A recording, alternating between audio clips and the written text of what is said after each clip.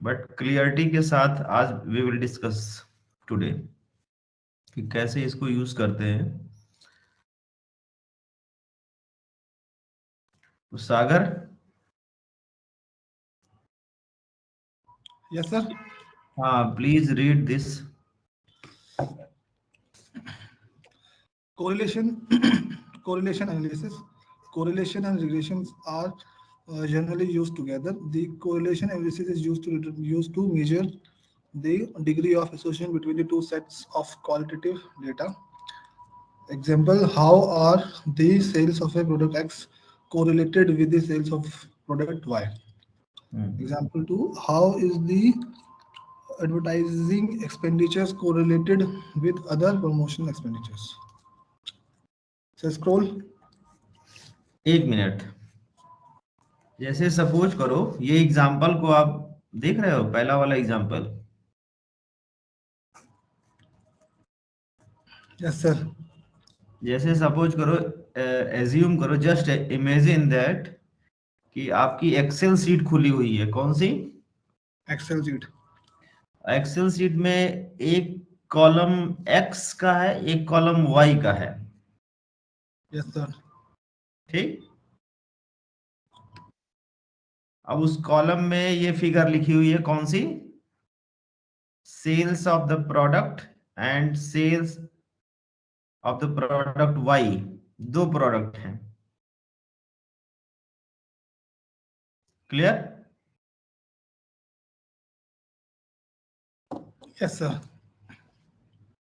तो दो किसी भी वेरिएबल का कोरिलेशन निकाला जा सकता है, either they are significantly correlated और नॉट। जैसे एक एग्जांपल लेते हैं। एक्स कॉलम में लिखा है कि नंबर ऑफ मोबाइल प्रोडक्शन, एक वेरिएबल है एक्स। क्लियर? और दूसरा वेरिएबल है कि number of divorce in the city, Y. Clear? दोनों की फिगर एक्सेल सीट पे लिखी हुई है। क्या लिखी हुई है? दोनों की फिगर, एक manufacturing of mobile phones and दूसरा है कि number of divorce in a city या number of marriages in a city. Clear? Both the variable में बी कोरिलेटेड, बट यहां पे सिग्निफिकेंस है कि नहीं, इस जो हमने एग्जांपल सेकंड वाला लिया है कि number of mobile production manufacturing and number of marriages, इसका कोई कोरिलेशन निकालने का कोई मतलब है?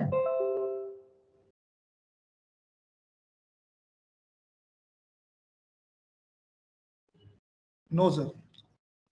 तो यहाँ पे सबसे पहला जो आपकी लर्निंग है कि कोरिलेशन जब भी निकालेंगे तो हमें कोरिलेशन निकालने से पहले you have to think that whether these two variables are significantly correlation, there is any significance between these two variables or not. यहाँ पे sales of the product X and sales of product Y, ऐसा हो सकता है किसी company में कि एक प्रोडक्ट के सेल से दूसरा सेल्स अफेक्टेड होता हो, या एडवर्टाइजिंग एक्सपेंडिचर प्रमोशनल एक्सपेंडिचर से रिलेशन है कुछ ना कुछ। बट कोई भी ऐसे वेरिएबल का आप कोरिलेशन नहीं निकाल सकते। निकलेगा, आंसर आएगा, कुछ ना कुछ आएगा, पॉजिटिव कोरिलेशन, नेगेटिव कोरिलेशन, कुछ आएगा। बट केवल वैल्यूज को एक्सेल सीट में लिख के दो वेरिएबल बना के कोरिलेशन निकालने का कोई मतलब नहीं है। तो ये पहला लर्निंग समझ में आई कि नहीं कि क्या है ये? मैंने क्या कहा, सुना? समझ में आए? हाँ सर, आगे क्या? समझ। क्या? सर दो वेरिएबल ऐसे होने चाहिए जिनके बीच में जिनके बीच में कोरिलेशन निकाला जा सके। मतलब थिंकिंग लेवल पे आपको सोचना होगा क्रिएटिविटी के साथ कि क्या ये दोनों वेरिएबल निकालने लायक हैं भी कि नहीं है। Yes sir. Next,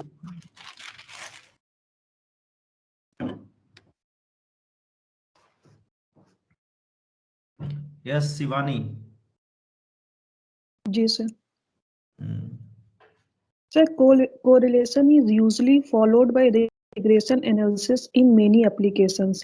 Correlation of coefficient of correlation is represented by letter small r, and its value is between -1 to +1. Minus. -1 is yes. -1 is very high negative correlation. 0.075 is high negative correlation. -0.50 is moderate negative correlation. -0.25 very low negative correlation, and 0 is the no correlation. +1 is very high positive correlation. 0.75 positive is high positive correlation. +0.50 is moderate positive correlation, and +0.25 is very low positive correlation. Suppose that आपकी coefficient of correlation की value आ रही है 0.473, कितनी आ रही है? Sir point 0.47। तो क्या बोलेंगे हम इसको, कौन सा किस रेंज में जाएगा? 0.473। सर लो नेगेटिव कोरिलेशन। 0.473 सर मॉडरेट होगा। मॉडरेट होगा। ग्रेट होगा जी। 0.4 किसके पास है? सर 0.50। 0.5 के पास है। अगर मैंने बोला 0.789, sir high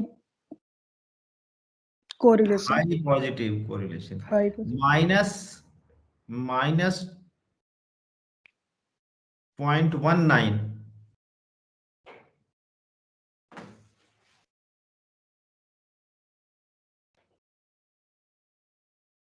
sir low minus. Negative. हाँ हाँ नेगेटिव लो नेगेटिव। हाँ negative correlation negative word use करना अगर माइनस होगा तो। क्लियर? जी। तो ये दो गए range. Now come to the next, Neerja. Yes, sir.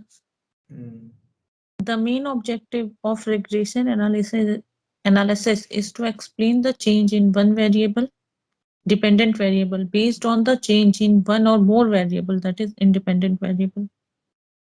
ये तो सबको पता है, बहुत आसान है।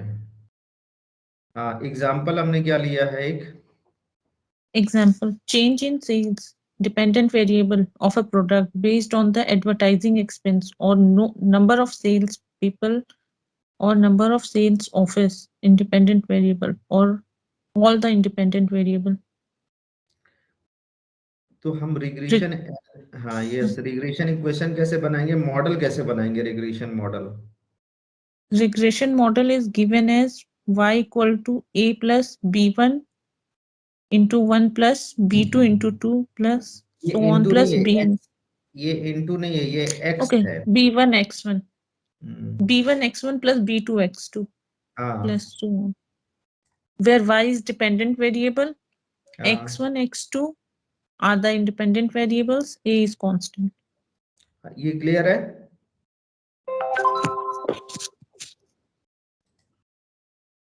And b1, b2 are the coefficient of x1, x2 respectively. Both the dependent and independent variable are in interval or ratio scale metric, but we can also use nominal scale non-metric variable for independent variable in regression model. Independent variable में हम nominal भी रख सकते हैं, but dependent कैसा होना चाहिए?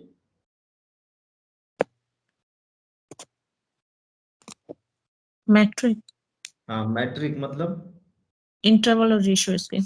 Interval and ratio scale. अच्छा, डिस्क्रिमिनेंट एनालिसिस में हम लोगों ने क्या रखा था? सर उसमें नॉमिनल था और एक स्केल था। तो डिपेंडेंट कैसा था, इंडिपेंडेंट कैसा था?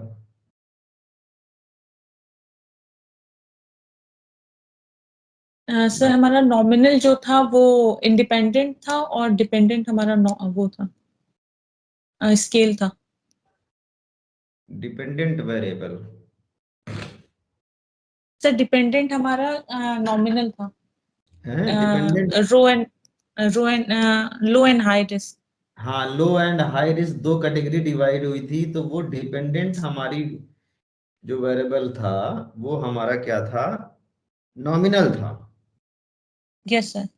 और और इंडिपेंडेंट एज वेरिएबल इनकम और वो जो डिपेंडेंट था वो हमारे वो, नॉमिनल थे। हाँ वो हमारे मैट्रिक थे, age, income, and year of. Year of marriage.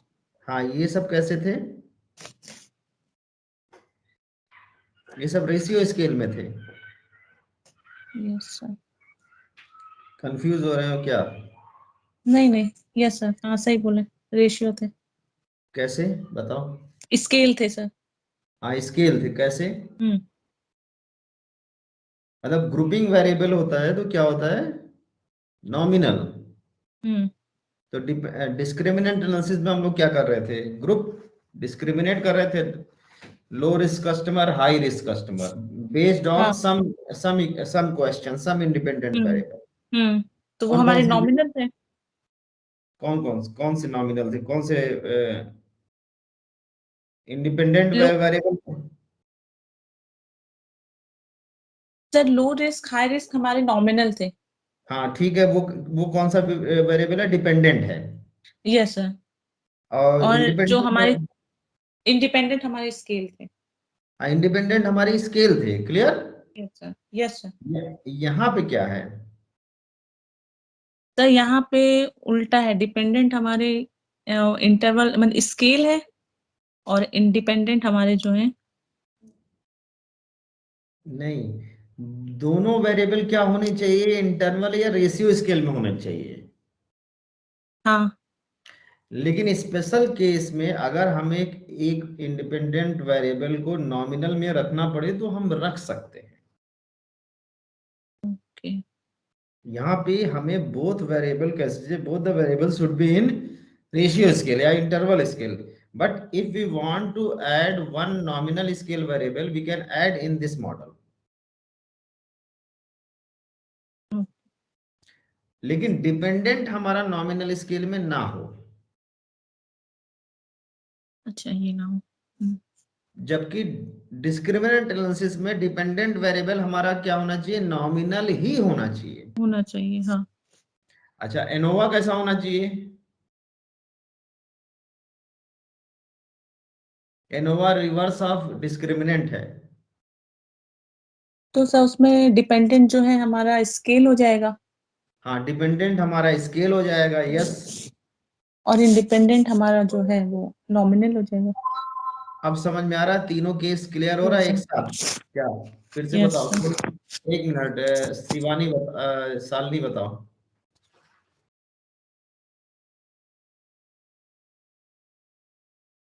Sir मेरे एंड से बहुत टेक्निकल इशू है, बीच बीच में आपकी आवाज ही चली गई, आपकी और निर्जा मैम की।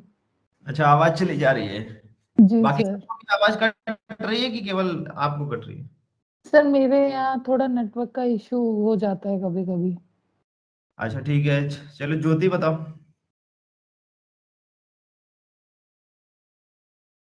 सर सब कुछ बताऊं कि डिस्क्रिमिनेंट एनालिसिस बताऊं? नहीं तीनों बताओ, यहाँ से शुरू करके फिर बैक जाएंगे, यहाँ फिर डिस्क्रिमिनेंट फिर एनोवा। रिग्रेशन एनालिसिस में हमारा डिपेंडेंट और इंडिपेंडेंट वेरिएबल। एक मिनट एक मिनट अच्छा हाँ, बहुत एक धीरे है ज्योति आवाज। आपकी आवाज स्लो है और थोड़ा सा स्पीड स्लो रखो, आवाज तेज रखनी है लेकिन स्पीड स्लो रखनी है। ठीक है सर। रिग्रेशन एनालिसिस में डिपेंडेंट वेरिएबल और इंडिपेंडेंट वेरिएबल मैट्रिक होना चाहिए, या तो इंटरवल हो या फिर रेशियो स्केल पे हो। ठीक, और जो डिस्क्रिमिनेंट एनालिसिस होता है, हमें उसमें डिस्क्रिमिनेट करना होता है बिटवीन दी ग्रुप्स। तो जो हमारा डिपेंडेंट वेरिएबल होता है वो ग्रुपिंग वेरिएबल होता है, और जो हमारा इंडिपेंडेंट वेरिएबल होता है वो स्केल पर होता है। बिल्कुल सही। और जो एनोवा होता है वो रिवर्स ऑफ डिस्क्रिमिनेंट एनालिसिस होता है, इसलिए वहां पर जो हमारे आईवीज होते हैं वो नॉमिनल स्केल पर होते हैं और हमारा जो डीबी होता है वो स्केल पर होता है, नॉम बिल्कुल स्केल सही। रेशियो और अब इंटरवल। क्लियर, अब क्लियर हो रहा है शालिनी की नहीं अभी?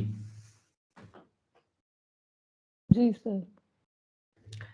डिपेंडेंट और इंडिपेंडेंट रिग्रेशन एनालिसिस में हमें कोशिश ये करना है कि वो रेशियो स्केल में हो या इंटरवल स्केल में हो, मतलब एग्जैक्ट वैल्यू हो। क्लियर? जैसे एज किसी की हो 37 ईयर्स, एक्स कॉलम है वाई कॉलम है, 2 कॉलम होते हैं एक्सेल में जैसे कॉलम्स होते हैं, तो उसमें वैल्यूज एग्जैक्ट फिगर में लिखी हो, उसको बोलते हैं रेशियो स्केल। नॉमिनल का मतलब क्या होता है? ग्रुप्स। तो दोनों वेरिएबल कोशिश हमें करनी है कि रिग्रेशन कोरिलेशन लगाने से पहले कि वेरिएबल्स हमारे रेशियो में हो, रेशियो ना मिल रहा हो तो इंटरवल में मिले। नॉमिनल स्केल के क्वेश्चंस का रिग्रेशन एनालिसिस नहीं निकाला जा सकता, उसके लिए दूसरा मेथड है। लेकिन अगर इमरजेंसी में अगर हमारे पास एक दो वेरिएबल ऐसे हैं जो इंडिपेंडेंट नॉमिनल स्केल में, तो we can consider it, that is a special case. Clear हो रहा है कि नहीं? लेकिन यूजुअली हम क्या रखेंगे? मैट्रिक वेरिएबल यूज करेंगे। क्लियर? एक एग्जांपल है शालिनी। जी sir. Hmm, Example, Agra engineering manufacturer of Usha fan would like to design a regression model अच्छा एक consisting मिनट एक six. मिनट एक मिनट एक, ये आगरा इंजीनियरिंग फॉर्म आपने सुना है कभी? आगरा इंजीनियरिंग जी नहीं नहीं सर। सुना? नहीं सुना है? नहीं। ऊषा फैन तो सुना है? हाँ ऊषा फैन तो सुना है। और कौन कौन से फैंस होते हैं? हेवेल्स के होते हैं हाँ, और भी कई ब्रांड हैं। आगरा में एक कंपनी है, बजाज। आगरा में एक कंपनी है आगरा इंजीनियरिंग नाम से, जी सर। वो कई ब्रांड्स के फैन बनाती है। ओके। अब पढ़ो। Agra engineering manufacturer of Usha fan would like to design a regression model consisting six independent variables to predict the sale of fan. Past data has been collected for 15 territories. One dependent variable y equal to sales and six independent variables such as x1 equal to marketing potential in the territory in lakh in short marport. ये X2 मारपोर्ट क्यों लिखा है? मारपोर्ट क्यों लिखा है? Market potential का short हाँ form. हाँ, short शॉर्ट फॉर्म में बनाने के लिए। X2 equal to number of dealer in the territory in short no opt. X3 ठीक। number of sales people in territory in short no of slap NOOF X4 competitor activity in the territory on 5 scale 1 equal to low 5 equal to high level of activity by competitors in short compact. X5 equal to number of service people in the territory in short no of SERP. X6 equal to number of existing cus- customer in the territory in short NOOFEXCUT. पहला variable है market potential कितना है उस territory का। दूसरा variable है independent number of dealers कितने हैं उस टेरिटरी में। तीसरा वेरिएबल है independent number of sales people कितने काम कर रहे हैं उस टेरिटरी पे। जी सर। चौथा वेरिएबल है, यही जो चौथा वेरिएबल है इसी को हमें ग्रुपिंग रख लिया है आपने। Clear? 1 is low and 5 is high. 1 का मतलब क्या है कि लो कंप्यूटर एक्टिविटी है उस टेरिटरी में, और 5 क्या है? हाई। हाई है। हाँ, कंप्यूटर एक्टिविटी हाई है। और 5 क्या है? नंबर ऑफ सर्विस पीपुल, कितने काम कर रहे हैं उस टेरिटरी में, और नंबर ऑफ एग्जिस्टिंग कस्टमर उस टेरिटरी में कितने हैं हमारे प्रोडक्ट्स के। तो ये 6 इंडिपेंडेंट वेरिएबल के बेसिस पे सेल्स प्रिडिक्ट करना है हमें। क्लियर? तो y हमारा कैसा वेरिएबल है? मैट्रिक। जी sir. all the 6 variables are also in metric except x4. ये स्केल पे है। हाँ, ये स्केल पे है जिसमें हमने 2 ग्रुप्स केवल रखा, 1 and 5, low and high. Clear? Yes sir. अच्छा, अब हमें डिपेंडेंट वेरिएबल और इंडिपेंडेंट वेरिएबल क्रिएट करना है। तो फर्स्ट स्टेप में क्या करते हैं हम? Create, yes, read it.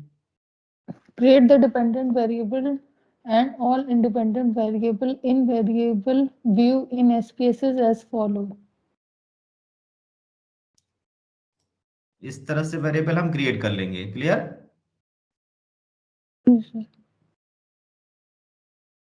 जिसमें कंप्यूटर एक्टिविटी को क्या लिख लिया हमने?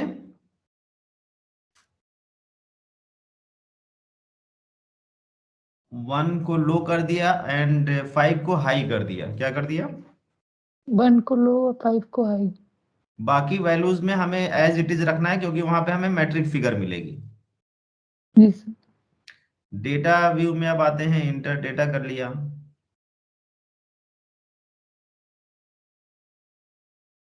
क्लियर? Yes sir. यहां तक कोई कंफ्यूजन?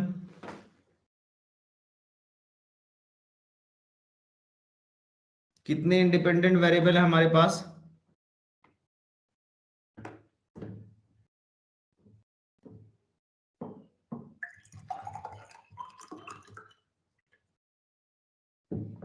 कितने इंडिपेंडेंट हैं? 6 सर। 6। और डिपेंडेंट हमारा कितना है? 1 है। Step 3, click analyse,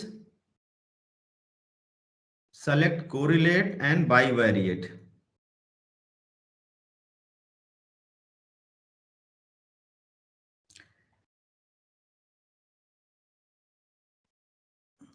Shivani. जी sir. Step 4. Send all the variables in the variable box and check Pearson under correlation coefficient section and check two-tail under the test of significance. ये हमने Pearson select कर लिया। दूसरा ऑप्शन क्या है? Kendall, and third option is Spearman. दिख रहा है? Yes sir. और टेस्ट ऑफ सिग्निफिकेंस में भी 2 ऑप्शन दिख रहे हैं, 2 टेल्ड एंड 1 टेल। तो हमें यूज करना है 2 टेल्ड और पियर्सन।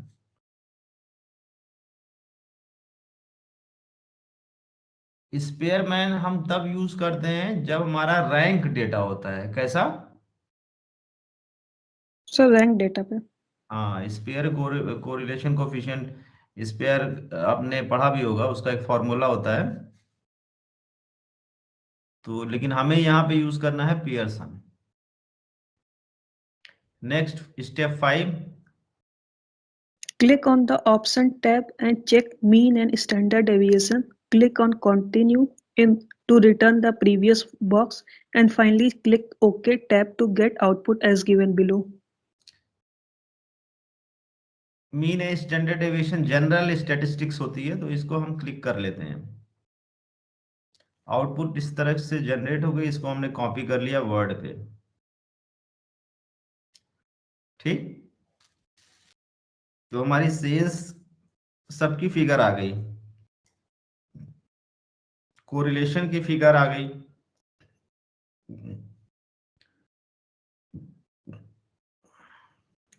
अच्छा, कोरिलेशन में सेल्स के साथ आप सेल्स का कोरिलेशन कितना है? सर 1। और सेल्स के साथ मार्केट पोटेंशियल का? Sir 0.945। Next, number of dealer? Sir 0.908। Number of sales people? 0.953। और कंप्यूटर एक्टिविटी के साथ क्या है? सर 0.046। और number of service people? Sir 0.726। और number of existing customer? Sir 0.878। तो ये जो कंप्यूटर एक्टिविटी है ये क्या है? ये कैसा कोरिलेशन है? सर सेल्स के साथ मॉडरेट लेवल का कोरिलेशन है। मॉडरेट है कि Moderate मॉडरेट? और -0.046 है। नेगेटिव। नेगेटिव है, ये तो क्लियर है। मॉडरेट है?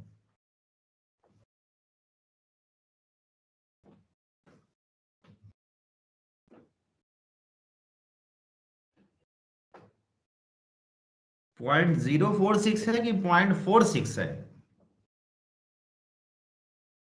सर हाँ 0.0। तो क्या कहेंगे इसको? सर लो है। हाँ, लो कहेंगे, नहीं लो है। वेरी लो बोलेंगे। वेरी लो जी। Very low 0.0। Negative correlation. और बाकी सबके साथ कैसा है? हाई कोरिलेशन है। सबसे ज्यादा कोरिलेशन किसके साथ है?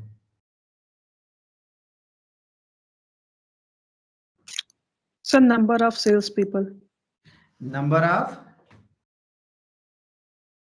सर सेल्स 953 सबसे हाईएस्ट है। और सबसे लो किसके साथ है? कंप्यूटर एक्टिविटी के साथ, वो भी निगेटिव में है। पॉजिटिव में लो किसके साथ है?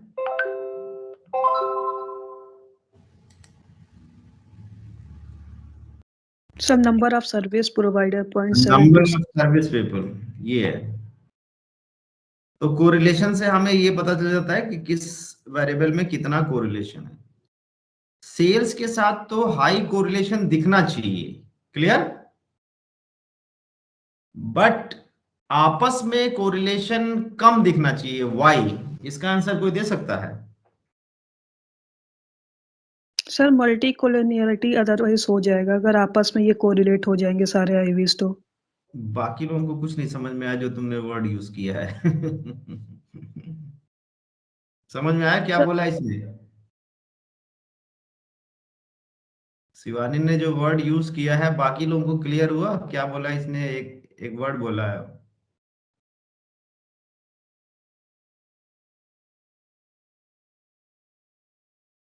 हम्म हम्म नहीं सब वर्ड वो समझ नहीं है, लेकिन ये है कि अगर आपस में ही कोरिलेट करेंगे तो फिर बाकियों को रखने का कोई मतलब नहीं है फिर। हाँ, इंडिपेंडेंट वेरिएबल जो होते हैं, अच्छे इंडिपेंडेंट वेरिएबल वो माने जाते हैं जो आपस में कोरिलेशन ना हो। हम्म। अगर आपस में कोरिलेशन होने लगेगा उसका,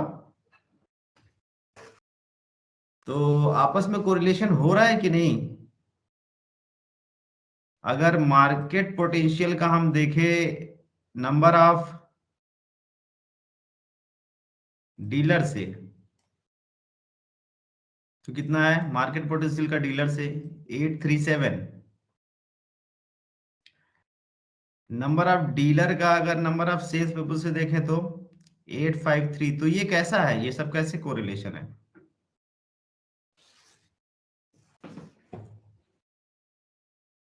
सर हाई है। तो सही है कि गलत है?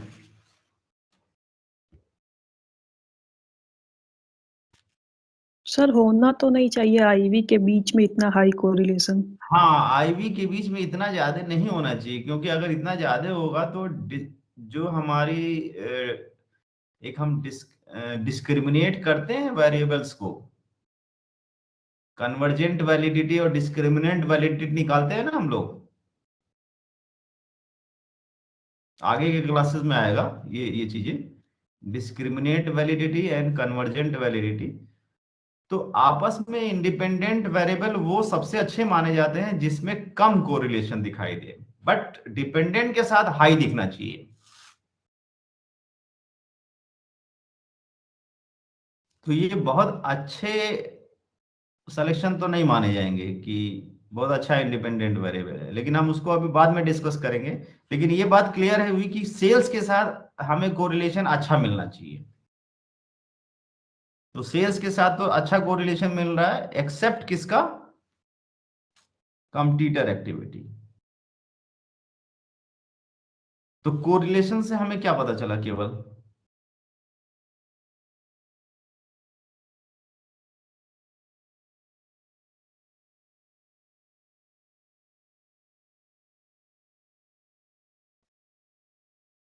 कि individually y and x1 x2 x3 x4 x5 x6 का क्या रिलेशन है, कितना हाई है, लो है, मॉडरेट है, वेरी लो है, वेरी हाई है, पॉजिटिव है, निगेटिव है, ये पता चला सिर्फ। Clear?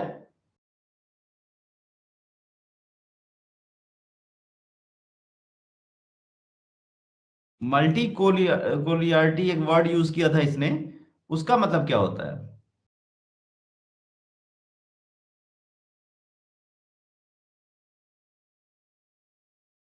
association between independent variables. हाँ, आपस में इंडिपेंडेंट वेरिएबल अगर कोरिलेशन दिखाने लगे बहुत ज्यादा, तो वो दोनों वेरिएबल समझो एक ही टाइप के हो गए। Yes, sir. तो दोनों इंडिपेंडेंट वेरिएबल या 6 इंडिपेंडेंट वेरिएबल सेपरेट होना चाहिए ना, सेपरेट हमें इफेक्ट चेक करना होता है ना, कि हमें ये 6 वेरिएबल जो है वो अलग अलग इश्यूज को हम चेक कर रहे हैं। ऐसा तो नहीं है ना कि सारे 6 वेरिएबल एक ही हो गए। अगर अगर सपोज करो, अगर फैक्टर के अंदर ये आइटम होते, क्या होते, क्या बोला मैंने? फैक्टर के अंदर आइटम। तो आपस में उन आइटम्स का तो कोरिलेशन हाई होना चाहिए, बट अगर फैक्टर 1 फैक्टर 2 फैक्टर 3 फैक्टर 4 की बात करें तो क्या होना चाहिए? अलग का होना चाहिए, इनके हैं? बीच एसोसिएशन नहीं होना चाहिए, वरना सब सेम फैक्टर हो जाएंगे। हाँ, वरना सब सेम फैक्टर हो जाएंगे। क्लियर हो रही है ये बात की नहीं? थोड़ा सा आगे के क्लासेस में आएगा, लेकिन बहुत डीप में नहीं जाते हैं यहाँ पे, क्योंकि वो वैलिडिटी का मैटर है। हाँ, नेक्स्ट कैसे जाएंगे इसमें? अब हम रिग्रेशन के लिए क्या करें?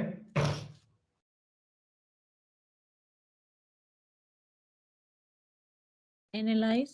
For regression analysis, click Analyze, select Regression and click on Linear.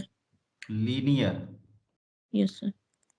Analyse regression linear पे क्लिक करेंगे, तो लीनियर पे क्लिक करते हैं तो इस तरह का डायलॉग बॉक्स ओपन होता है,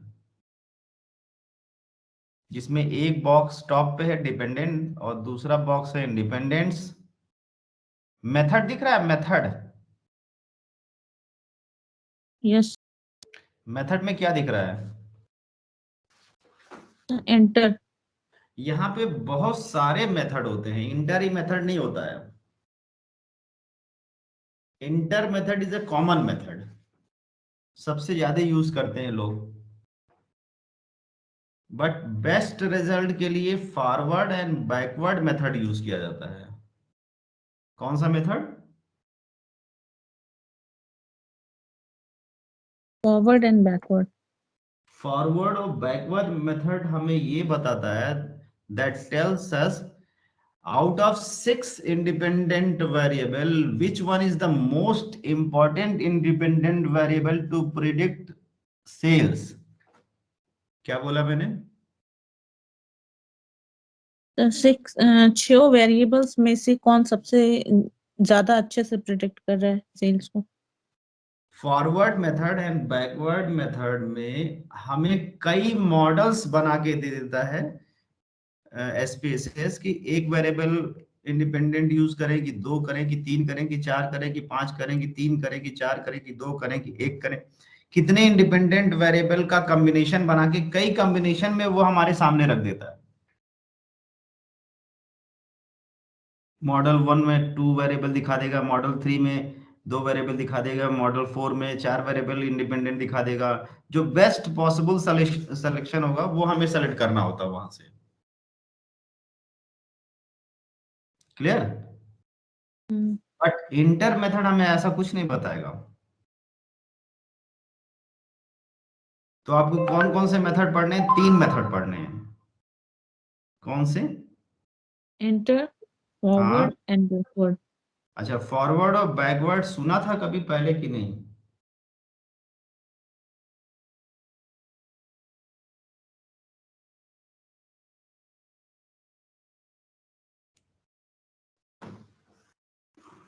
एनीवन? No, sir. नहीं सुना इसके बारे में?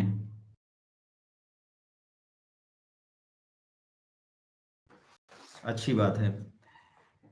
कितने टैब्स हैं यहाँ? Statistics, plot, save, option, bootstrap.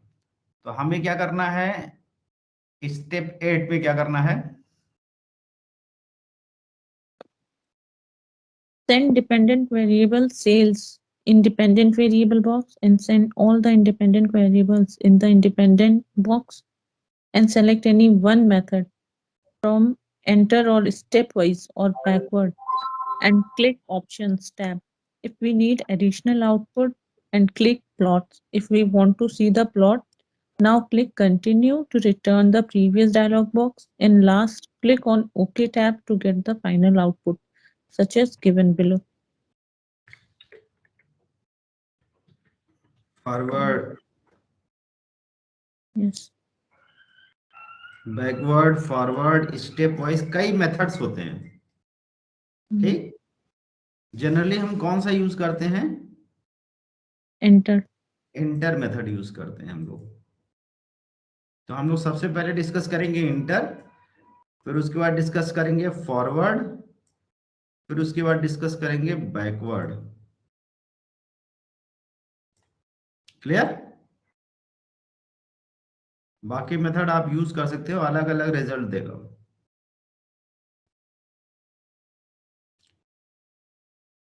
Enter method पे हमने क्लिक किया तो वो जो पहला टेबल बना था कोरिलेशन में वो ऑटोमेटिक क्रिएट हो जाता है यहाँ पे। ये when we use regression analysis the correlation is automatically generated।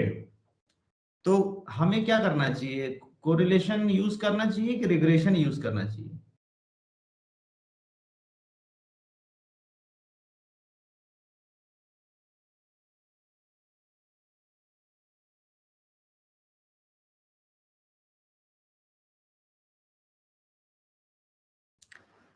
when we use correlation तो सेपरेट कोरिलेशन टेबल हमें आता है, but when we use regression analysis तो हमें कोरिलेशन रिग्रेशन दोनों साथ में आता है। और जब स्टार्ट किया था मैंने, ये पहला ही स्टेटमेंट था कि वो दोनों कोरिलेशन एंड रिग्रेशन साथ में यूज किए जाते हैं कि अलग अलग यूज किए जाते हैं?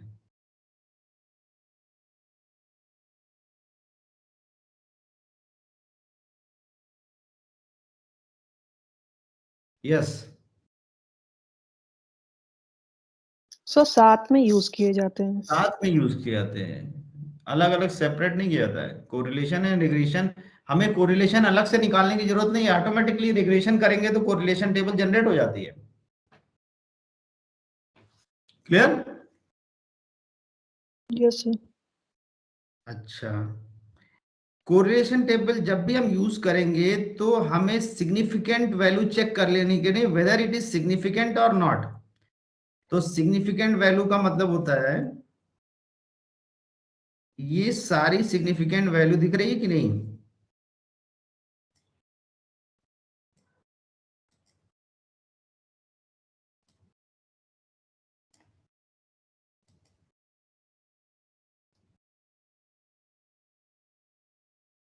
जबकि कंप्यूटर एक्टिविटी में नहीं दिख रही है।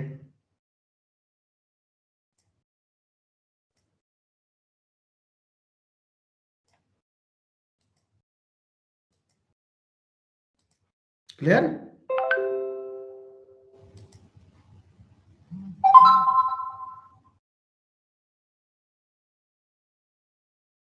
हाँ, यहां से पढ़ो।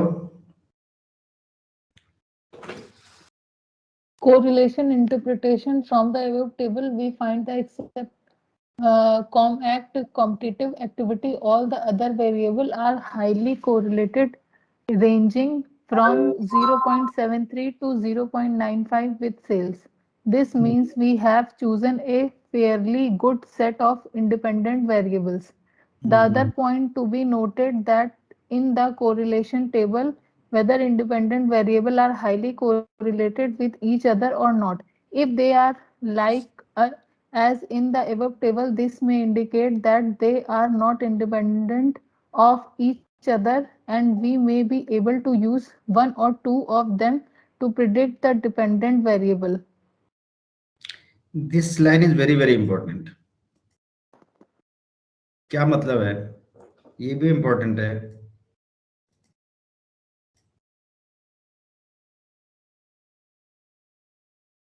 जो मल्टी कोलियारिटी वाला पॉइंट था,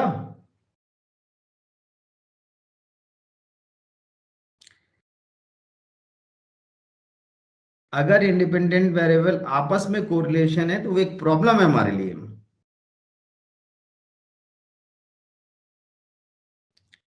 if they are like as in the above table, this may indicate that they are not independent. Independent का मतलब क्या होता है?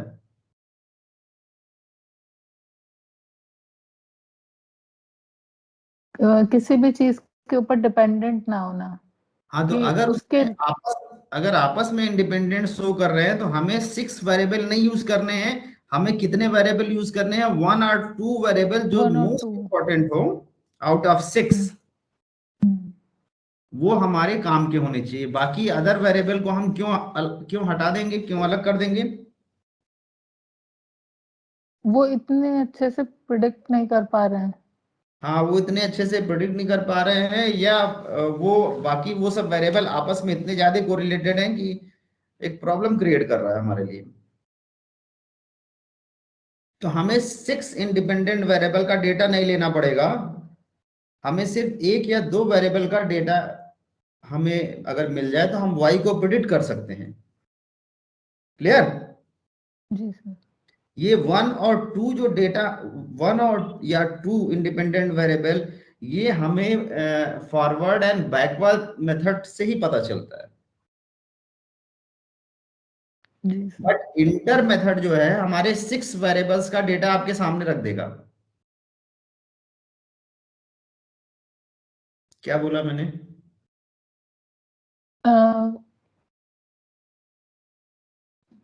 इंटर मेथड जो है वो सबका डेटा सामने रख देगा, और 1 और 2 फॉरवर्ड और बैकवर्ड का बताएंगे। हाँ, अगर हमें मोस्ट इंपॉर्टेंट कौन से वेरिएबल हैं जो हमारे मॉडल के लिए रिक्वायर्ड है, या उनको ही हमें कंसीडर करना चाहिए प्रेडिक्ट करने के लिए y को, तो वो जो 6 आउट ऑफ 6 में से वो कौन से दो हैं, 1 2 3 जो भी है, 1 भी हो सकता है, 2 भी हो सकता है, 3 भी हो सकता है, वो कौन से 3 2 1 है, ये हमें कौन बताएगा? कौन सा मेथड? Backward and forward. हाँ, बैकवर्ड या forward method. Clear? Yes, sir. लेकिन सबसे पहले हम लोग यूज कौन सा करने जा रहे हैं? पहले इंटर मेथड पहले यूज इंटर मेथड, करेंगे। इसमें हमें सारे वेरिएबल्स का यूज करना होगा। यहाँ से क्या लिखा? As we see later, our regression end up the eliminating some of the independent variable because all 6 of them are not required, some of them being correlated with each other variables do not add value. The regression model regression let y equal to a plus b1 b1 x1 plus b2 x2. एक minute, इसका मतलब समझ में आया? इसमें सब कुछ को एलिमिनेट कर देंगे इंडिपेंडेंट वेरिएबल का, जो भी 6 में से जो है नॉट रिक्वायर्ड होंगे। हाँ, तो ये नॉट रिक्वायर्ड वाली चीज हमें कहाँ से पता चलेगी? हम जब इंटर मेथड सॉरी, हाँ, इंटर मेथड यूज करेंगे तो हमारे पास सबका, पूरे जितने भी वेरिएबल है उनका सबका डेटा आ जाएगा। फिर हाँ उसमें से हम चेक कर लेंगे टेबल में कौन हमारे लिए जो है उतने यूजफुल नहीं है। जो दो सबसे ज्यादा प्रिडिक्ट कर रहे होंगे अच्छे से, उनको चूज कर लेंगे। हाँ ठीक। लेकिन अगर हम इसको स्टैटिस्टिकली सॉफ्टवेयर की मदद से निकालें, मैनुअल ना करना चाहें, जैसे अभी तो 6 वेरिएबल में बहुत आसानी से दिख जाएगा, हम्म। लेकिन अगर हमारे पास 100 वेरिएबल हो तो सर इसीलिए स्पेसेस यूज किया जाएगा। हाँ, उस समय फॉरवर्ड एंड बैकवर्ड का मतलब होगा, जी सर। वो हमें पता है, 2 3 वेरिएबल 4 वेरिएबल आउट ऑफ 100। जी। बड़ी बड़ी कंपनियों में जैसे 100 वेरिएबल्स इंडिपेंडेंट होते हैं, तो उसमें 2 4 वेरिएबल आइडेंटिफाई करने के लिए हमें फॉरवर्ड बैकवर्ड मेथड में जाना ही होगा। लेकिन यहाँ पे तो हमें क्लियर दिख जाएगा, क्योंकि जी वेरिएबल नहीं सर। जाते हैं। ओके। मतलब सर इंटर हम वैसे हम ढूंढ सकते हैं अगर कम वेरिएबल हो, लेकिन अगर बहुत ज्यादा वेरिएबल है तो हम ढूंढ भी नहीं पाएंगे, इसलिए हम ढूंढ भी नहीं फॉरवर्ड और पाएंगे। बैकवर्ड यूज करें। यस, मेरे कहने का मतलब यही था। जी सर। अच्छा, अब आओ। Regression, regression y equal to a plus b1 x1 plus b2 x2 plus b3 x3 plus b4 x4 plus b5 x5 plus b6 x6 dash bx, where y is dv x1 x2 x3 x4 x5 x6 are independent variable. A comma b1 b2 b3 b4 b6 are constant. We have to get its value from the SPSS output as follows. यहाँ पे हमें SPS output से हमें values मिल जाएगी, जो ये B B column है, unstandardized coefficient का B, beta column, B column, beta नहीं बी। सर आपकी आवाज चली गई थी, फिर से बोलिए। जो अनस्टैंडर्डाइज्ड कोफिशिएंट का ये जो बी कॉलम है, दिस जी। Is A. ओके सर, मतलब स्टैंडर्डाइज कोफिशिएंट का बी, वो जो ए वाला जो कांस्टेंट है वो वाला है। हाँ, और ये बी1 है, ओके। ये बी स्मॉल करना हमें, ये क्या है, बी2 है, B2।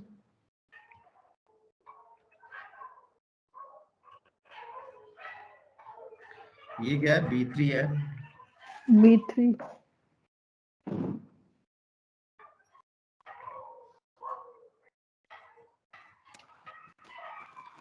यहाँ पे इसको हमने इस तरह से लिखा हुआ है, जी सर।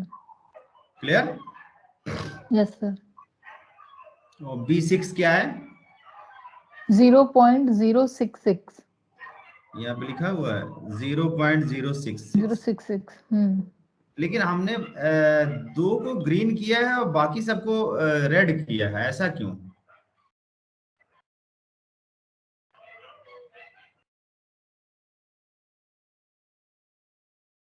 सर ये दोनों सबसे कम है, सबसे कम है, सबसे कम वैल्यू है इनकी। सबसे कम वैल्यू कैसे कैसे पता चला सबसे कम वैल्यू? सब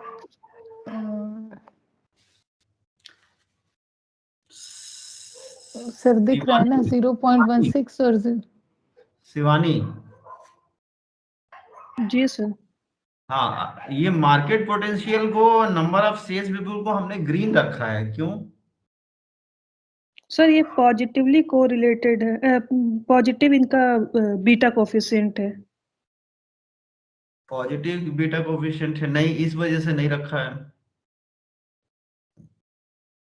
ये दो वैल्यूज जो हैं, इन सिग्निफिकेंट वैल्यू 0.05 से कम है इन दोनों की, जी सर।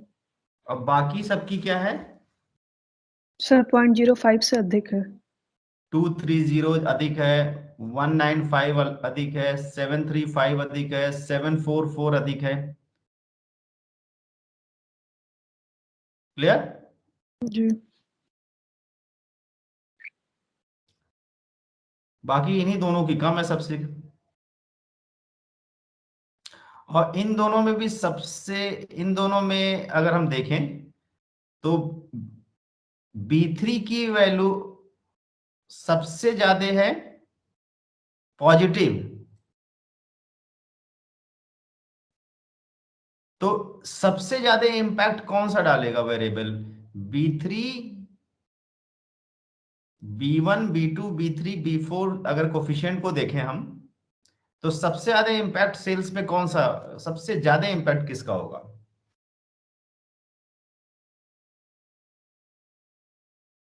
सर ये नंबर ऑफ सेल्स पीपल का। हाँ, नंबर ऑफ सेल्स पीपल का सबसे ज्यादा इंपैक्ट होगा, क्योंकि इसकी वैल्यू कितनी है? हाईएस्ट है 1.091। उससे कम कौन सा है? सर ये 0.227 मार्केट पोटेंशियल। मार्केट पोटेंशियल दूसरा वेरिएबल है जो सबसे ज्यादा इंपैक्ट डालेगा सेल्स पे। ये सबको समझ में आया कि नहीं?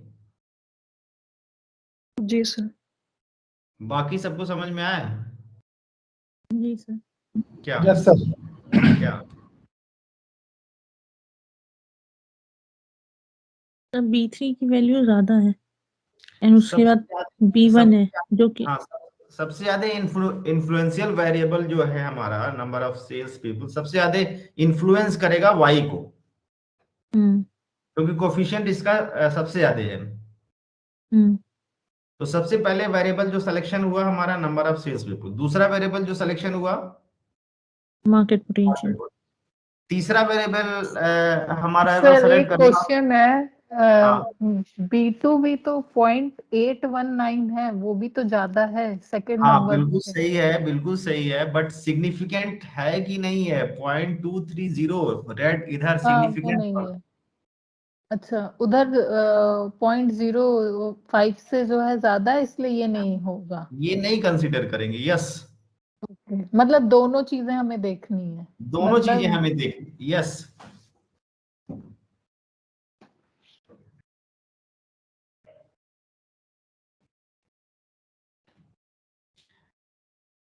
अच्छा, हम अनस्टैंडर्डाइज कोफिशिएंट को अगर यूज करेंगे तो बी कॉलम को यूज करेंगे, अगर स्टैंडर्डाइज कोफिशिएंट को यूज करेंगे तो बीटा कॉलम को यूज करेंगे।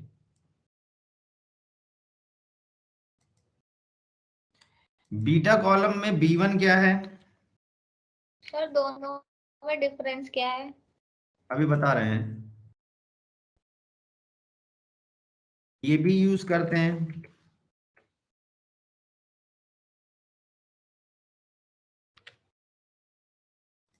शिवानी, जी सर। थोड़ा सा बता सकते हो कुछ, थोड़ा बहुत?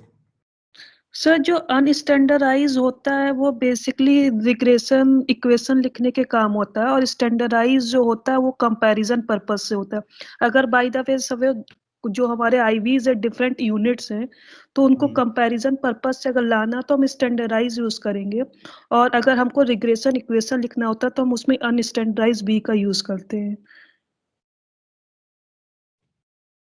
आसान शब्दों में सबको समझ में आया कि नहीं? जी नहीं सर, नहीं समझ में आया, हैं? नहीं समझ में आया।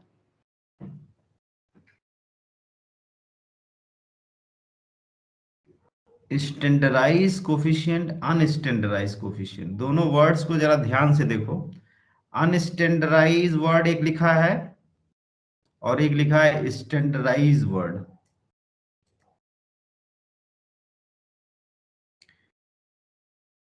One unit change in x1, 1 unit change in x1, there will be a 2.227 unit change in y। अगर हम उसको x1 वेरिएबल मान लें, 1 unit change in x1, there will be a change of 227 unit change in dependent variable y। ठीक। और फिर अब हम दूसरे तरीके से इसी को बोल रहे हैं, if there is a one standard deviation change in market potential, then there will be a change of 0.439 standard deviation in Y. 1 unit change मैंने बोला, 1 स्टैंडर्ड डेविएशन चेंज बोला है, क्या मतलब है दोनों में?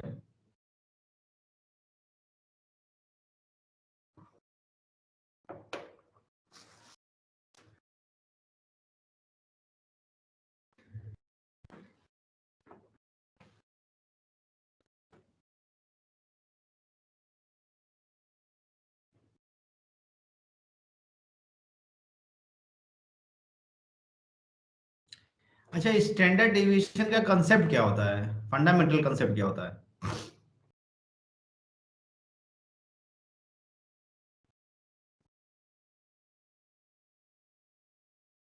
सर कोई वैल्यू अपने मीन से कितना वेरी कर रही है, कितनी डेविएट हो रही है। तो एक कॉलम एक्स का है ऐसा जिसमें एज लिखा हुआ है, क्या लिखा हुआ है? 100 बच्चों का एज लिखा हुआ है। एक्सेल सीट पे क्या लिखा हुआ है?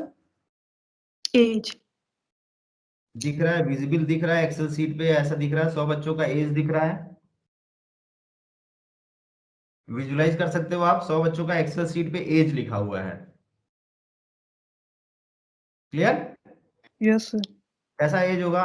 किसी का 30 साल, किसी का 40 साल, किसी का 25 साल, किसी का 27 साल। ठीक, ठीक है जी उसका मीन निकाल लिया, 100 बच्चों का मीन निकाल लिया। निकाल लोगे आप?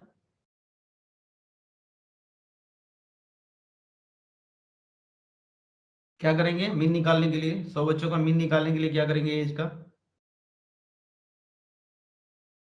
Sir sum of total observation divided by number of observation. हाँ, सबकी एज को ऐड करके 100 से डिवाइड कर देंगे, आपको मिल जाएगा, मीन मिल जाएगा।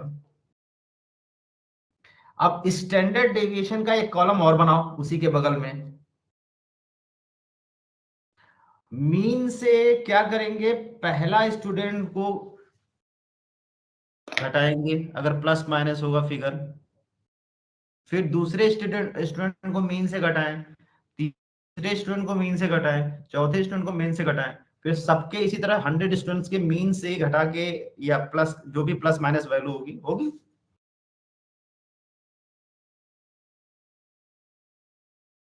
दूसरा कॉलम जो बनेगा, दूसरा कॉलम क्या बनेगा?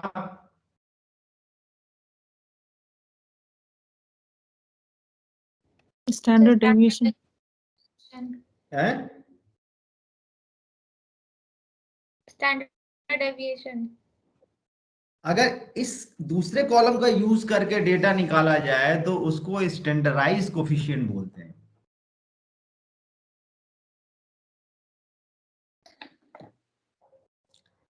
कुछ क्लियर हुआ, समझ में आया क्या मैंने बोला?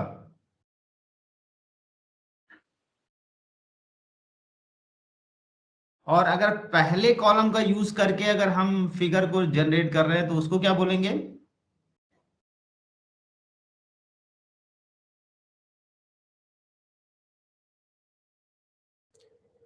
अनस्टैंडर्डाइज। क्यों? वाई?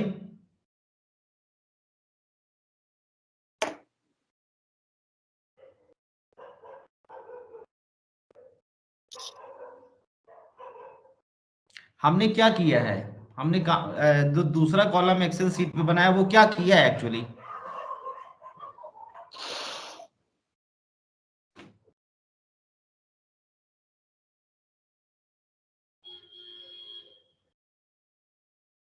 यस शिवानी, जी सर। क्या सर किया पहले हमने? तो पूरे 100 स्टूडेंट का हमने एज लिख लिया है, फिर हाँ उसको ठीक, मीन से, फिर दूसरा कॉलम हमने स्टैंडर्ड डेविएशन का बनाया है, जिसपे हाँ हमने मीन से हर एक एज कितनी वेरी कर रही है उसको लिख लिया है। हाँ, सर, उसका भी ये मीन दो। निकाल, इस सेकंड कॉलम का भी मीन निकाल सकते हैं।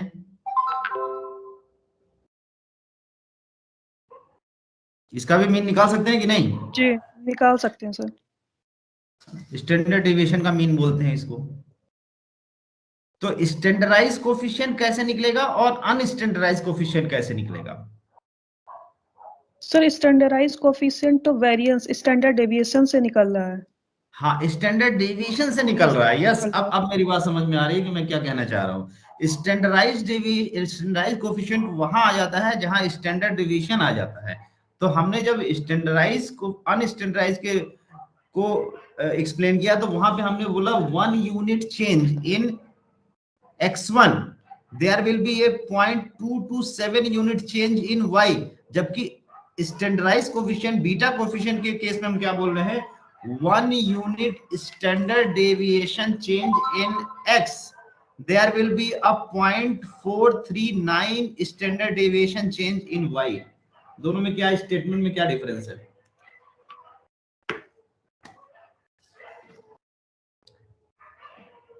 अनस्टैंडर्डाइज में 1 यूनिट चेंज बोल रहे हैं, बट स्टैंडर्डाइज कोफिशिएंट के केस में क्या बोल रहे हैं, 1 unit standard deviation change in x, there will be a 0.439 standard deviation change in y।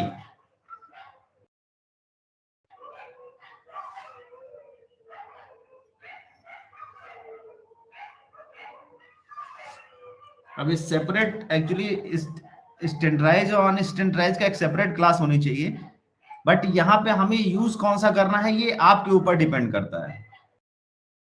आप इस कॉलम को भी यूज कर सकते हो, आप इस कॉलम को भी यूज कर सकते हो। हमने जनरली जो कॉमन है, कॉमनली एक्सेप्टेड है, मोस्टली लोग यूज किसको करते हैं, अनस्टैंडर्डाइज को, but you can also use standardize coefficient also, beta coefficient. Clear? तो जरा इक्वेशन बना लिया जाए। इक्वेशन कैसा बन गया?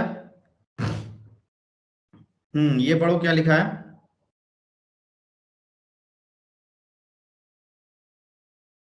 Sir, y equal to minus 3.173 plus 0.23 market potential plus 0.82 number of territory plus 1.05 09, that is the number of salespeople, 1.89 competitor activity, minus 0.55 number of sales provider plus 0.7 number of executive।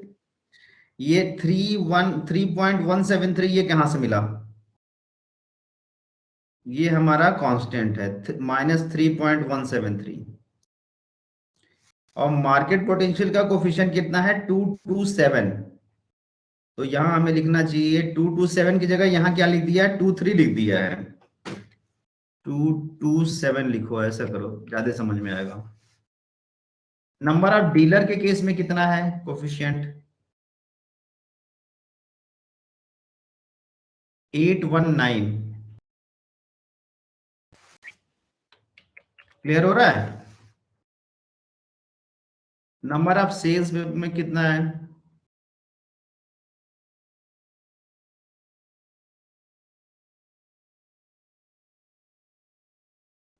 1.091।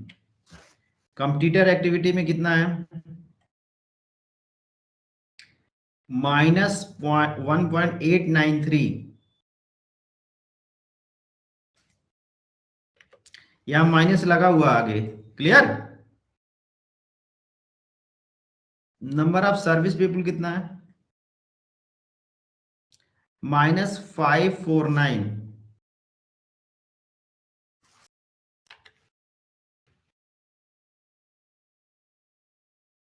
और number of existing customer में कितना है, 0.066।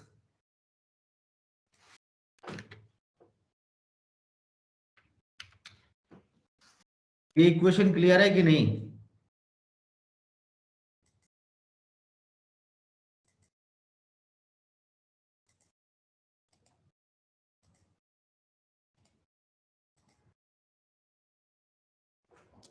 इस equation को क्या कहते हैं, regression equation. हाँ, ये हम बनाते हैं किसको देख के?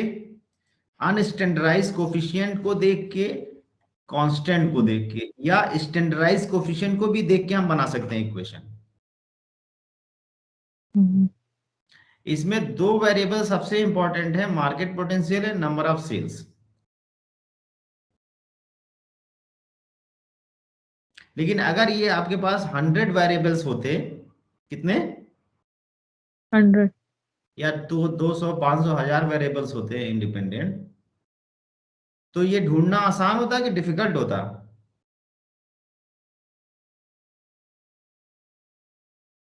तो एंटर मेथड से डिफिकल्ट होता, लेकिन अगर फॉरवर्ड या बैकवर्ड यूज करते तो इजी होता। हाँ, फॉरवर्ड में क्या करते हैं, वन वेरिएबल ऐड करते जाते हैं, एक एक वेरिएबल ऐड करते जाते हैं। क्या करते हैं? एक एक वेरिएबल ऐड करते जाते हैं। जैसे 6 वेरिएबल है तो एक वेरिएबल जो सबसे इंपॉर्टेंट हो पहले उसको लेते हैं, फिर उसके बाद दूसरा वेरिएबल लेते हैं, फिर तीसरा वेरिएबल लेते हैं, इंपॉर्टेंस ऑफ द वेरिएबल। और बैकवर्ड मेथड में क्या करेंगे, इलिमिनेट करते हैं। 6 के बाद 5, 5 के बाद 4, 4 के बाद 3, 3 के बाद 2, जहां पे बेस्ट रिजल्ट आ जाएगा वहां रुक जाएंगे। बैकवर्ड मेथड में क्या करेंगे, 6 से चलेंगे। फॉरवर्ड मेथड में क्या करेंगे, 1 से स्टार्ट करेंगे, 1 वेरिएबल ऐड करेंगे, फिर 2 वेरिएबल ऐड करेंगे। अभी हम फॉरवर्ड बैकवर्ड को नहीं बता रहे हैं, लेकिन एक्सप्लेन कर दे रहे हैं यहाँ पे। यहाँ पे कोई कंफ्यूजन तो नहीं है किसी को? और इसमें सबसे इंपॉर्टेंस वाला वेरिएबल कौन सा है इसमें? x1, x2, x3, x4, x5 में 1, 2, 3, 4, 5, 6। B3 1.091। इंपॉर्टेंट, क्योंकि ये सबसे ज्यादा वैल्यू का इंपैक्ट डालेगा। कैसे? इस इक्वेशन को देखो,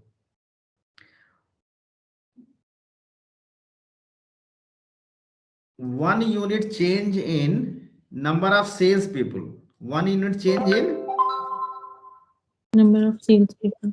there will be a change of 1.091 unit in y। Clear? और कंप्यूटर एक्टिविटी में क्या बोलेंगे? 1 unit standard deviation change in number of sales people। वहां पे माइनस का इंपैक्ट आ रहा है, -1893 दिख रहा है। माइनस होगा तो निगेटिव होगा, प्लस होगा तो पॉजिटिव होगा। हाई में भी कितना हाई होगा, कितना लो होगा, सबसे ज्यादा जो इन्फ्लुएंसिंग वेरिएबल है यहाँ पे इंडिपेंडेंट में, वो सबसे ज्यादा वाई को अगर वेरी करेगा तो कौन सा करेगा?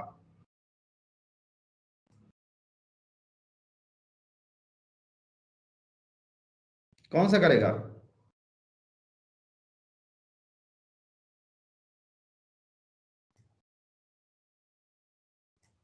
Number of sales. कौन सा वेरिएबल है ये? वेरिएबल क्या है ये x2 हो गया, अगर ये x3 हो गया है। तो फॉरवर्ड मेथड में हम स्टार्ट कहां से करेंगे? पहले इसको लेंगे, क्या करेंगे? पहले x3 को लेंगे, फिर उसके बाद दूसरा वेरिएबल, 2 वेरिएबल के साथ मॉडल बनाएंगे। तो दूसरा वेरिएबल कौन सा लेंगे? x1 लेंगे। फिर तीसरा वेरिएबल कौन सा लेंगे अगर लेना चाहें तो? वैसे लेना नहीं चाहिए, क्यों नहीं लेना चाहिए? तो 2 ही के साथ बनेगा ना। हम तो तीसरा लेना चाहें तो क्यों नहीं लेना चाहिए? क्यों नहीं ले सकते हैं? यहाँ पे 6 वेरिएबल, 6 वेरिएबल है, क्योंकि बाकी सब जो है इनसिग्निफिकेंट है। ओके। मतलब हमें दोनों चीजें देखनी है। यहाँ पे हमें इंटेंसिटी भी चेक करनी है और इधर से हमें सिग्निफिकेंस भी चेक करना है। तो ये दो जो ग्रीन कलर में हमने रखा है वो सिग्निफिकेंट है पहले तो। और इन दोनों में भी मोस्ट इन्फ्लुएंसिंग कौन सा है जो वैरी करेगा वाई को सबसे ज्यादा? Number of sales people. तो फॉरवर्ड के लिए स्टार्ट जो होगा हमारा यहां से होगा x3 से। उसके बाद दूसरा वेरिएबल जो ऐड करेंगे, दो वेरिएबल के साथ मॉडल बनाएंगे, वो x1 को। क्लियर? अच्छा, Yes. लेकिन इस इक्वेशन को यूज करने से पहले ये सबसे इंपॉर्टेंट लाइन है।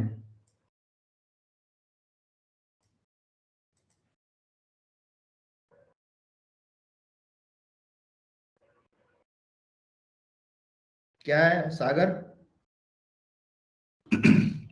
Before we use this is regression equation, we need to look at the statistical significance of the model and the R square value. This is explained by the following table as shown. मतलब हम इस equation का use करें कि ना करें, ये हमारा दो टेबल एक्सप्लेन करेगा। पहला है एनोवा टेबल। यहां पे उस इक्वेशन को यूज करने के लिए सिग्निफिकेंट वैल्यू हमारी ये सिग्निफिकेंस होनी चाहिए, 0.05 से कम होनी चाहिए। पहला तो ये, और दूसरा है आर स्क्वायर की वैल्यू जो होनी चाहिए हाईएस्ट, मतलब जितना मैक्सिमम हो सके 0.5 से एबव।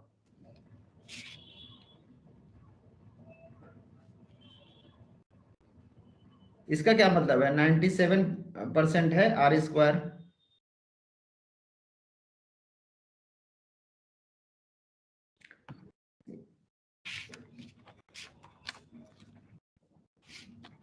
डेटा लॉस कितना है हमारा?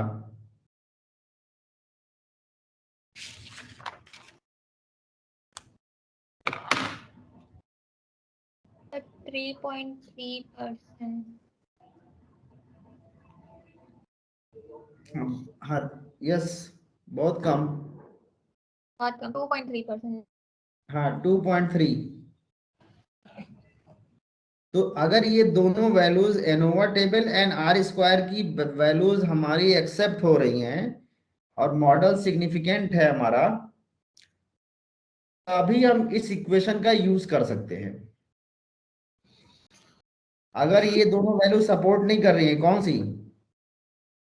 अगर ये 0.5 से ज्यादा है और ये 0.5 से कम है, अगर हमारा model R square model fit जो समरी है ये हमारी 0.5 से बिलो है, और यहाँ पे भी सिग्निफिकेंट वैल्यू 0.05 से ज्यादा है, यहाँ कम होना चाहिए वहां ज्यादा होना चाहिए। यहाँ यहाँ अगर ज्यादा है, अगर यहाँ पे और यहाँ कम है, तो भी मॉडल इनसिग्निफिकेंट हो जाएगा और इस मॉडल को एक्सेप्ट नहीं करेंगे। फिर क्या समझ में आया? इसको जरा दोबारा बोलो।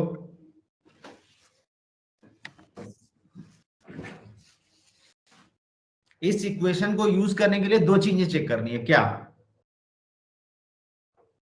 सर अनुवा में सिग्निफिकेंस वैल्यू जो 0.05 से कम होनी चाहिए और आर स्क्वायर की वैल्यू जो 0.5 से अबव होनी चाहिए। हाँ, अगर ये वो नहीं है, मॉडल हमारा ठीक नहीं है। हाँ, अनएक्सेप्टेबल मॉडल, या मॉडरेट फिट बोलेंगे या लोअर, मतलब हाईली एक्सेप्टेबल मॉडल नहीं बोलेंगे उसको। Yes sir. ठीक, तो इसमें कोई कंफ्यूजन हो तो बताओ। फिर हम ये फॉरवर्ड मेथड में केवल बस ये डिफिनीशन पढ़ लो, केवल क्या लिखा है।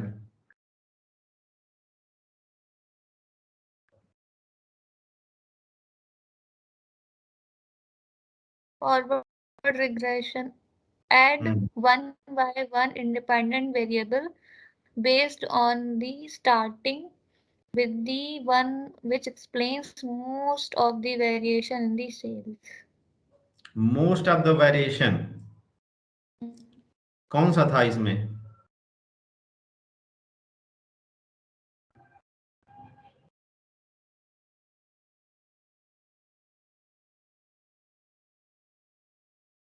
सबसे ज्यादा वेरिएशन वाई को करेगा कौन? Number of sales person। हाँ, नंबर ऑफ सेल्स। ठीक, अब बैकवर्ड की डिफिनीशन एक बार देख लो क्या लिखा है।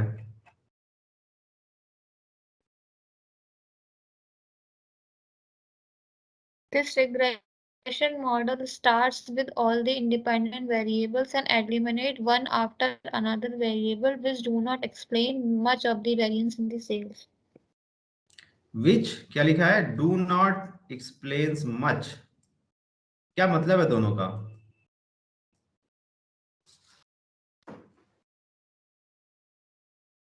फॉरवर्ड और बैकवर्ड में डिफरेंस बताओ।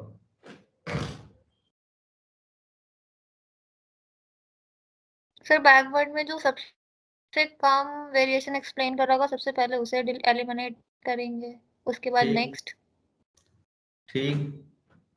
और जो बैकवर्ड फॉरवर्ड में उसका अपोजिट चलेगा, जो मैक्सिमम गेन कर रहा होगा उसको रखेंगे, उसके बाद जो मैक्सिमम एक्सप्लेन कर रहा होगा उसको रखेंगे। और फॉरवर्ड में? सो फॉरवर्ड में तो यही था, बैकवर्ड में उसको एलिमिनेट करेंगे जो कम एक्सप्लेन कर रहा होगा। मतलब फॉरवर्ड में 1 वेरिएबल से स्टार्ट होगा, फिर 2 वेरिएबल आ सकते हैं, उसमें 3 वाले आ सकते हैं, फिर 4 आ सकते हैं। अगर 4 से हमारा काम खत्म हो गया तो हम वहीं रोक देंगे। अगर 3 पे ही अगर हमारा पार्ट कंप्लीट हो गया तो हम 3 पे ही रोक देंगे। बैकवर्ड में कैसे चलेंगे? बैकवर्ड में जो वो इंडिपेंडेंट वेरिएबल जो कम वेरिएशन एक्सप्लेन कर रहा होगा हम उसे एलिमिनेट करना स्टार्ट। मतलब स्टार्ट हम लोग किसको लेके चलेंगे? सभी को लेके चलेंगे। ठीक है। और उसमें एलिमिनेट करते जाएंगे जो बहुत लो होगा एक्सप्लेनेशन जिसका, उसको हम एलिमिनेट करेंगे। लेकिन ये दोनों जो वर्क हैं ये हमें स्टेप बाय स्टेप ऑटोमेटिकली ये एसपीएसएस करके दे देगा। कई मॉडल बना देगा वो एसपीएसएस एक साथ। क्या बना देगा? कई सारे models, 1 model 1, model 2, model 3, model 4, model 5, model 6, model 7। अब उस मॉडल में हमें सेलेक्ट करना होगा कि कौन सा मॉडल हम यूज करें। क्लियर?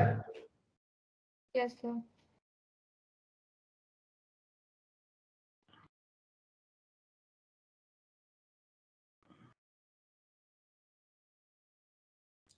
यहां पे क्या दिख रहा है? वेरिएबल एंटर्ड, वेरिएबल रिमूव्ड, क्या दिख रहा है?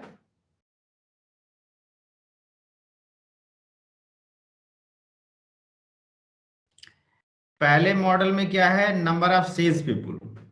और दूसरे मॉडल में क्या है? नंबर ऑफ सेल्स पीपल तो रहेगा ही, लेकिन साथ में एक वेरिएबल और ऐड हो रहा है। कौन सा? Market potential. मॉडल समरी दोनों का निकालेगा। पहला मॉडल जिसमें एक वेरिएबल का यूज हुआ है, दूसरा मॉडल जिसमें 2 वेरिएबल का यूज हुआ है। दिख रहा है? तो पहला मॉडल आर स्क्वायर से हमें पहले मॉडल को यूज करना चाहिए कि दूसरे मॉडल को यूज करने? पहले मॉडल में एक वेरिएबल का यूज हुआ है इंडिपेंडेंट, जिसका आर स्क्वायर आया 0.909, और दूसरा मॉडल जिसमें 2 इंडिपेंडेंट वेरिएबल का यूज हुआ है, इसका आर स्क्वायर है 0.960। तो दोनों में कौन सा यूज करना चाहिए हमें? दूसरा दूसरा वाला डेटा लॉस, है। दूसरा डेटा लॉस कम है। हाँ, तो डेटा लॉस इसमें थोड़ा कम है, और इसमें जबकि ये ऐसा भी बहुत खराब नहीं है।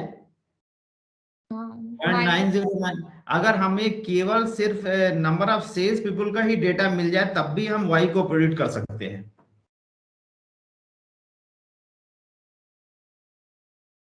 और अगर हमें सेल्स पीपल के साथ मार्केट पोटेंशियल का भी डेटा मिल जाए तो और अच्छा है। तो फॉरवर्ड मेथड में इसने सिर्फ 2 ही वेरिएबल को ही 2 ही वेरिएबल तक ये एक्सप्लेन कर दिया चीजों को।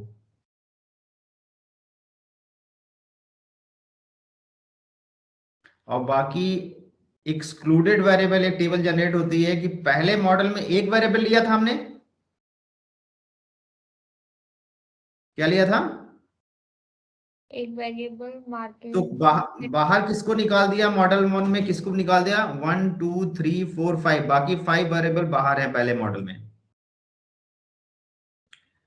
दूसरे मॉडल में हमने 2 वेरिएबल लिया था, तो बाकी ये सब बाहर हैं।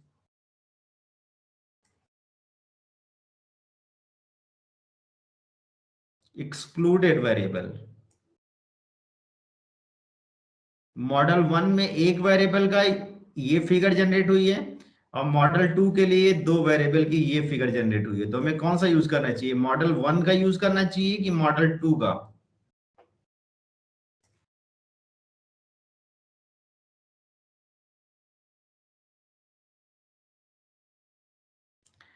इसको अभी यहीं पर रोकते हैं, ठीक है? Forward and backward method separately discuss करेंगे। Any confusion in this inter method?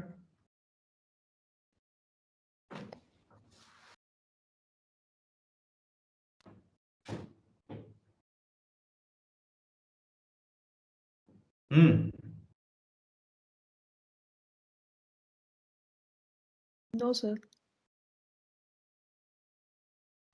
यहाँ पे बहुत आसानी से दिख रहा है, हमने ग्रीन कलर में 2 वेरिएबल को अलग कर रखा है। बट क्या ये पॉसिबल था 100 200 500 वेरिएबल अगर हमारे इंडिपेंडेंट होते तो?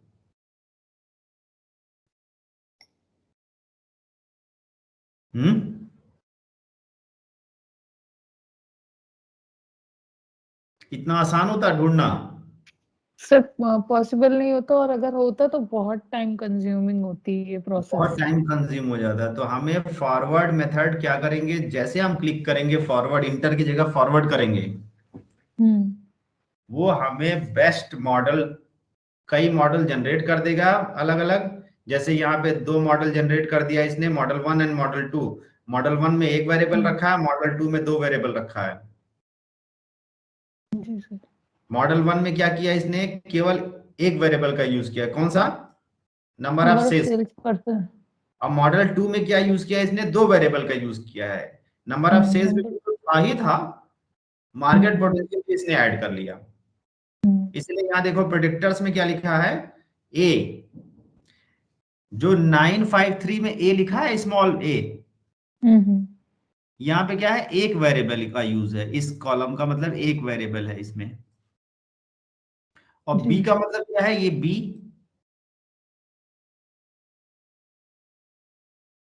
बी में दोनों है। 2 इंडिपेंडेंट वेरिएबल है। तो हमको मॉडल 2 इस्तेमाल करना चाहिए कि मॉडल 1 इस्तेमाल करना चाहिए, ये आपके ऊपर है। तो इसने 6 वेरिएबल थे ना हमारे पास, यस सर। 6 से इलिमिनेट करके इसने क्या कर दिया? हमारे सामने सिर्फ 2 मॉडल बना दिया। तो ये आसान नहीं है। जी सर। अगर हमारे पास 100 वेरिएबल होते तो इसी तरह हमारे सामने 3-4 मॉडल बन जाते। Yes sir. 3-4 मॉडल में से जो हमें बेस्ट लगता है वो सेलेक्ट कर लेते हैं, और फिर हम उसका y बना लेते, इक्वेशन बना लेते, y equal to a plus B X, और फिर प्रिडिक्ट कर देते y को। क्लियर हो रही कि नहीं? Yes sir. पहला मॉडल जिसमें एक वेरिएबल है, दूसरा फॉरवर्ड मेथड में मैंने डिफिनीशन में क्या बोला था? add 1 by 1 independent variable based on starting with the one which explains most of the variation। ये मैनुअल करना नहीं है आपको,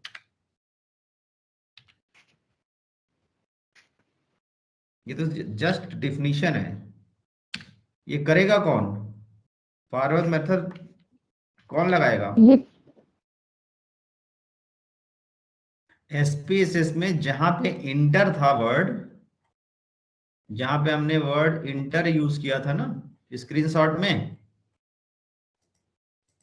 1 मिनट, Yes, sir. रिग्रेशन यहां पे दिख रहा है।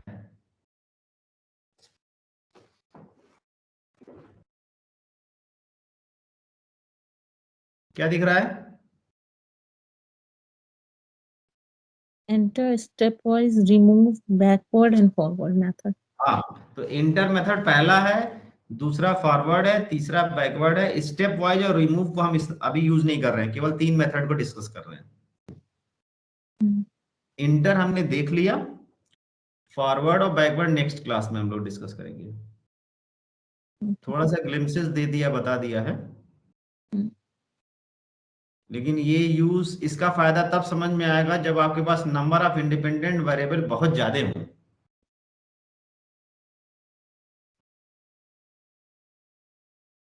उस समय ये ऑटोमेटिकली मॉडल आपके सामने 4-5 मॉडल बना देगा, और उसमें उन 100 वेरिएबल्स में से कुछ वेरिएबल अलग कर देगा, जो 4, 5, 10 वेरिएबल होंगे उन्हीं का यूज करना चाहिए, वो बता देगा हमें,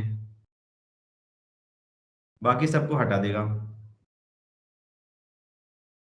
क्लियर हो रहा है? इसका सिग्निफिकेंस पता चल रहा है कि नहीं, फॉरवर्ड एंड बैकवर्ड का?